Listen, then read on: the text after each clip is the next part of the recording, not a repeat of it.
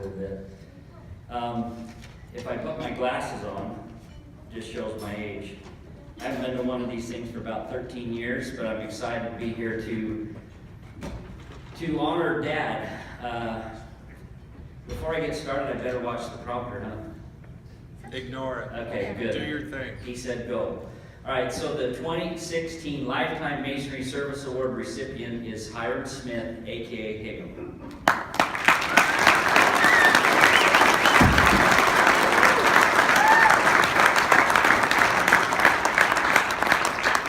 Now, is he going to comment now? Because that's what the prompter says. You just give your speech. I'm going to ignore the prompter. Thank you. Okay, so before I get started, I kind of have an idea what I want everybody. If you've worked with Dad in any way, shape, or form, Higam, in any way, shape, or form, stand up. If you've worked with Dad. Go ahead. Go ahead. Don't be afraid. He's nice. Everybody's afraid to stand. I see a bunch of you that didn't stand. That's fine. So I'm gonna get into this, and we're gonna get Dad honored correctly. After graduating Granger High School in, what was it, Dad? 1960. See, he remembers everything. So those that didn't stand, look out. So in 1960, he graduated from high school at Granger High, and he was working for Canon Papa Nicholas at the time. He worked for Canon Papa for about 5 years. He literally got married during that year, right after graduating high school, to Billy Washburn, and they started their family, and they had 4 kids. I'm number 2. Doug was born in 1961. I was born in 64, so Doug, you are older than me. Sherry was born in 67, and Shanna 71. I have it all written here, but I can't read it because the lights are so bright on my eyes. Todd, will you come help me? You're calling on the wrong guy. So after working for Canon Pap for about 5 years, he started working for Rosema and Austin. That was they were mason contractors back then. He started working for them as a hod carrier. He also did his apprenticeship under them. One of the jobs he worked on and finished, literally worked on it as he was an apprentice, was the salt house. Does anybody remember the salt house, the round bowl? Right. Yeah. So Dad used to tell me stories about working on that round bowl with Orville Rice. And it just was cool to me. Because we used to go up there and watch the stars all the time, and it was just cool that he worked on the round bowl. So him and Orville worked together on the salt house. That completed in about 1969. In 71, Dad and Orville started Harvard Higam Masonry. And I honestly believe that that's just when they decided to get licensed. So they had from 69 to 71, that was kind of free time, right? So, sorry, Dad. I don't know if that's the truth or not. But some of the first jobs that Harvard Higam did, they went out to Grantsville, did a bunch of houses using SCR brick. Now, I didn't know what SCR brick was until I had to go repair a few of them, and that was a pain. So I'd imagine laying SCR brick was probably pretty tough. The next phase in their business was moving into commercial masonry, where they built over 30 LDS churches in the Salt Lake Valley, as well as medical centers and warehouses. And I wrote here, the family, we got together and we kind of remembered a bunch of jobs that we either worked on or remember Dad talking about. So we have kind of a partial list here of jobs that Harvard Higam did under Higam's reign. John Paris Furniture, the first 2 furniture stores for John Paris, pretty cool.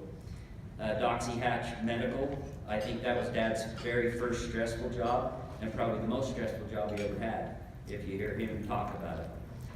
Granger High Outbuildings, that was the bleachers. The bleachers at Granger High. This was years ago, 1976. In fact, this is the job. Doug was about 12 years old, and he told the lead hod carrier, "I cannot wait till I take over the company so I can fire my dad." Now, I'm kind of setting the story straight here because for 30, 40 years I've been blamed for that. So I'm kind of, it was Doug, it wasn't me. So we just had that discussion literally at the table. Isn't that So, Sorensen Research Park, Benyon Junior High, these are just a bunch of jobs that we all remember. Deer Valley Lodge, I remember being 18 years old laying huge stone on the fireplaces there. Block and tackles and all kinds of cool stuff to get those things in place. Deer Valley, Stein Erickson, Ely Maximum Prison. That was another big job. Twill County Jail, Gunnison Prison, the second phase there, Barry Newmont, out in Elko. The Salt House Convention Center, when they tore the bowl down, Dad rebuilt the convention center. That was pretty cool. Evanston Rec Center, the new Salt Lake Arena, which I still call the Delta Center today. You guys probably call it Vivint Arena. No, Delta. Okay, thank you. That's good. Right on. I knew you'd support me sooner or later, Todd. So, yeah, I have a little note here written that after the Delta Center, that's when Doug and I fired my dad. That isn't true. He was just golfing all the time, so no one knew he was still around. Franklin Quest Field, we did lots of elementary, middle school, high school, in all the districts, everywhere. In fact, you know, in the masonry industry, in the building industry, if you drive down any road, it's kind of fun to look back over the last 40 years of jobs that we had a part in, and you guys are the same way, I guarantee it. You drive down the road and you get to see what you built and it's still there. That's pretty cool. Masonry lasts forever, right? I also have, back in the day before, who remembers before bulkies bags? Come on, raise your hands. Yeah, we used to have to deliver sand. And then we had, an 80-pound sack of cement and a 50-pound bag of lime. We had to mix mortar by hand. Who would have thought? Anyway, back in the day, Dad used to haul about, I counted it. I don't know why I did, but I always was amazed how he could haul 6 loads of sand a day, do all of his takeoffs, all of his billings, all of his bids, and collected. He did all of his own collecting. So what happened was, bulkies came out. So then what happened is the cartel, what I like to call them, and they kind of named themselves that, and then for those of you that don't know what the cartel is, go ask Steve Schroeder, Ron Johnson, Bob Hardman, and anybody else that is in that private society. No, but they had a lot of fun. When bulkies came out, there was no more sand to haul, and they got to golf, and they golfed a lot. And they all became pretty good golfers. But as I'm wrapping up here, I just want to thank the Masonry Council and the Utah Masons for letting me and our family enjoy honoring Higam Smith. Thank you.